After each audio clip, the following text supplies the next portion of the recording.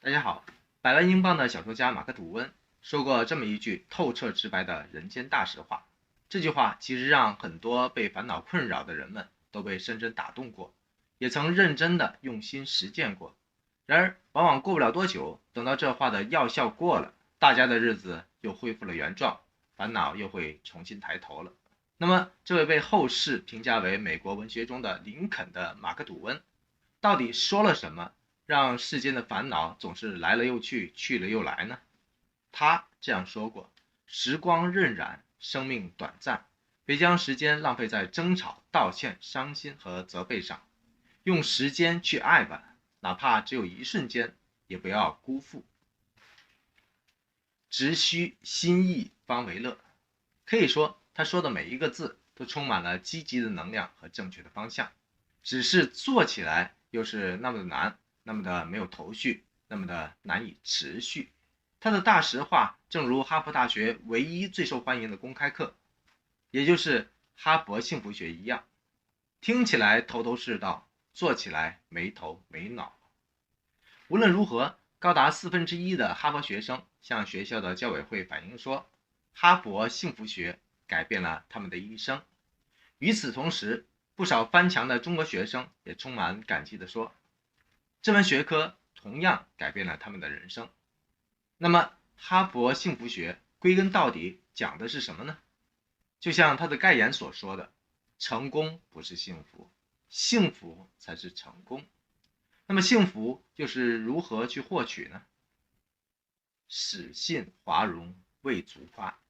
获得幸福的第一把钥匙其实很简单，那就是安静。一只不停地进入迷宫，不断地努力尝试的老鼠，比起进了一次迷宫后就立马放松学习安静的老鼠，所学到的东西要少得很多。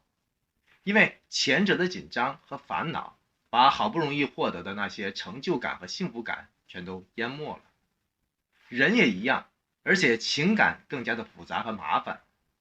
马克·吐温所提到的时光和生命，大家更多的都花在了情感支出上面。也就是说，人们都像迷宫的老鼠一样，把绝大多数的时光和生命都花在了无穷的烦恼和生活的压力上面。无论马克·吐温的忠告，还是哈佛所倡导的幸福，其实都在告诫我们，要远离3样东西，回归内心的安静，以及思考人生的幸福当中。此生淡漠无是日。第一，就是要远离欲望。所谓欲壑难填，就是指人们的欲望永远都是无底洞，无论我们如何努力，都注定不会填满欲望的黑洞。比方说，月薪2、3千的，肯定去羡慕月薪5、6千的，而月薪5、6千的，肯定又会去羡慕月薪上万的。那些月薪上万的，也会去羡慕年薪100万的。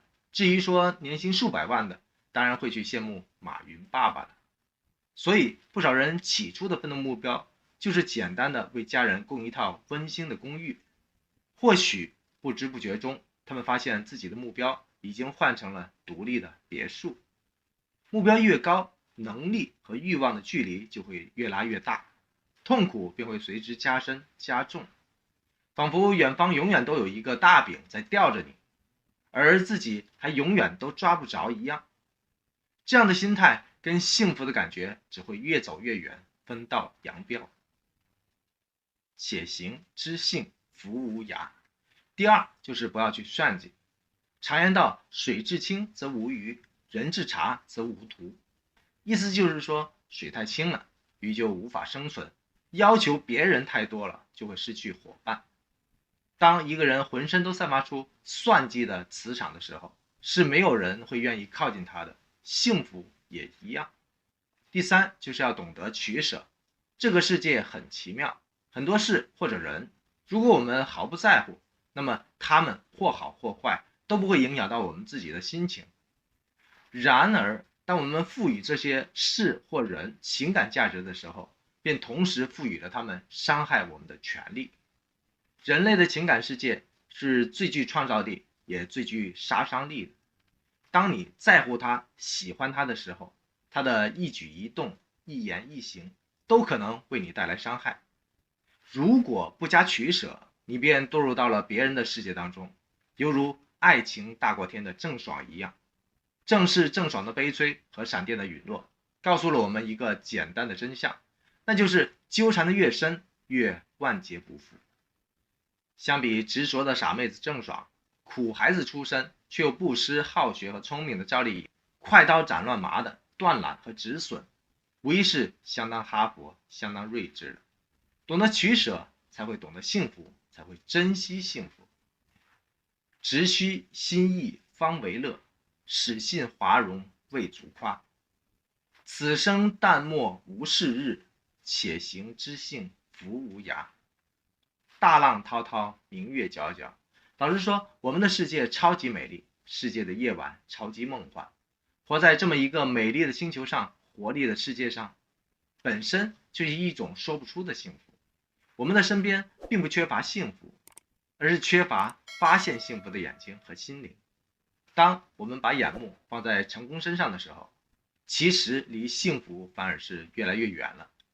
因为拥有成功不是幸福，拥有幸福才是成功。